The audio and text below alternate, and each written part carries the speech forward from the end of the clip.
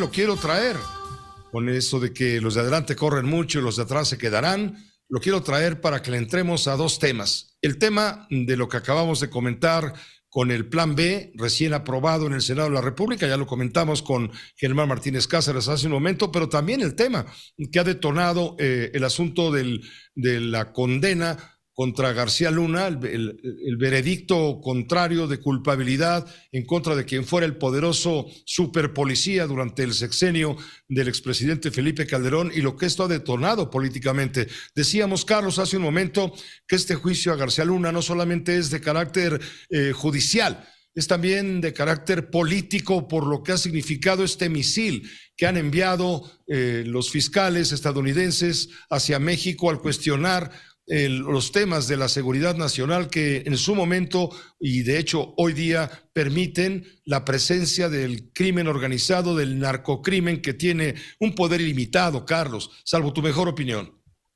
¿Qué tal, Pepe? En efecto, todo juicio de un político se vuelve un juicio político. Todo juicio de un calibre como un exsecretario de Estado y un exsecretario que fue el responsable de la seguridad pública en el sexenio, pues con más cambios en las políticas de seguridad, que transformó la lógica con la que se enfrentaba el crimen organizado a uno que llevó a una mucho mayor violencia, por supuesto es un acontecimiento político. Si a eso le sumamos que el presidente era Felipe Calderón, quien es la némesis perfecta del presidente López Obrador, si a eso le sumamos las cuestionables resultados para sobre todo la oposición de la elección del 2006, pues la mesa está puesta para esto, Pepe. Entonces, desde el punto de vista de México, de la política mexicana, pues el presidente juega bien sus cartas. Sus cartas es recordar lo más que pueda, con la mayor frecuencia, ya sea el cartel inmobiliario en la Benito Juárez o esto, que la gran justificación de que él haya llegado al poder y lo que justifica la Cuarta Transformación es enfrentar a pues la mafia del poder, como le llama él, a todo este tipo de contubernios, algunos de los cuales fueron por excriminales, pero fueron mostrados en el juicio contra García Luna. Y por supuesto esto sirve para no hablar de los problemas del crimen organizado hoy,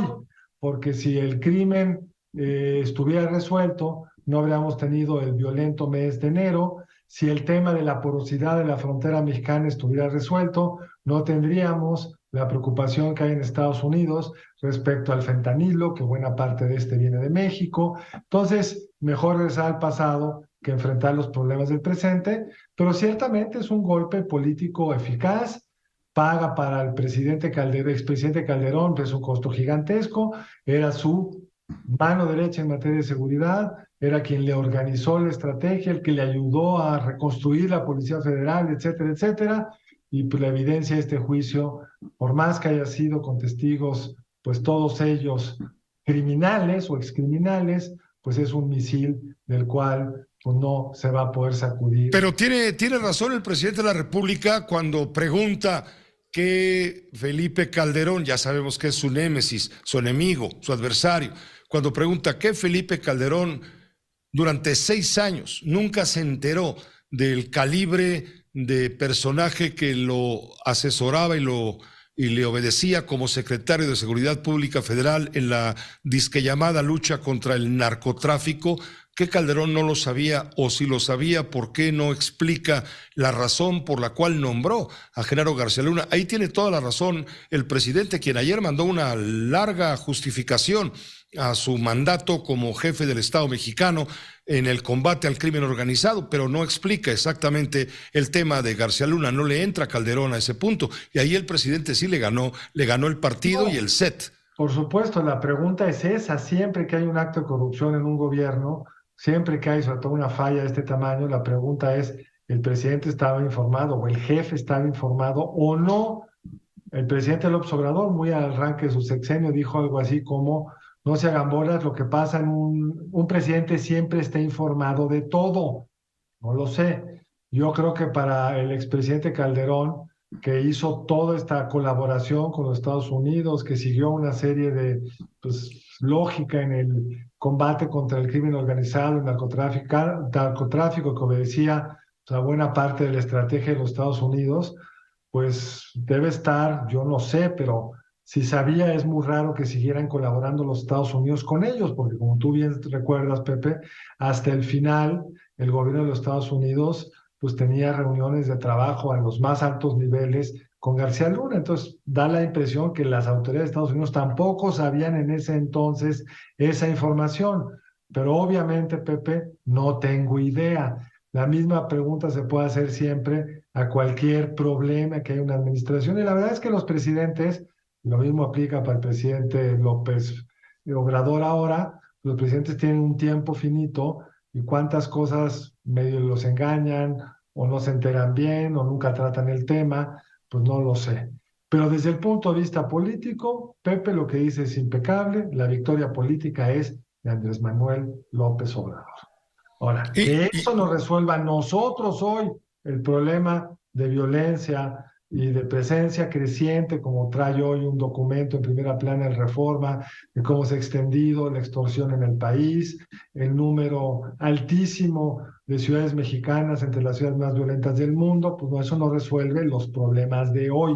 pero claro que le da muchos puntos políticos al presidente López Obrador, Pepe. Finalmente, un breve comentario sobre el tema aprobado ya de plano, ya lo sabíamos de antemano, en el Senado de la República, me refiero al Plan B electoral. Pepe, como hemos dicho siempre, todas las reformas electorales en el pasado se hicieron por consenso.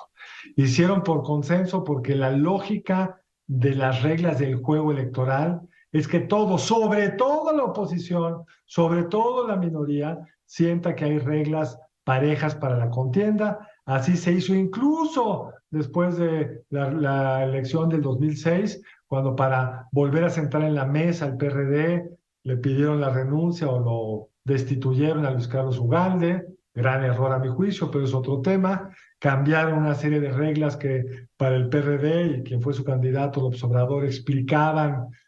en parte su derrota, como el uso de spots por privados para hacer propaganda política, que se eliminó. Si de esa tradición que está en casi todos los lugares del mundo democrático, que las reglas tienen que ser consensadas, se rompe. Se rompe no solo, sino se rompe al cuarto para las 12, cuando las elecciones, desde el punto de vista jurídico, ya las tenemos arriba, la elección con la ley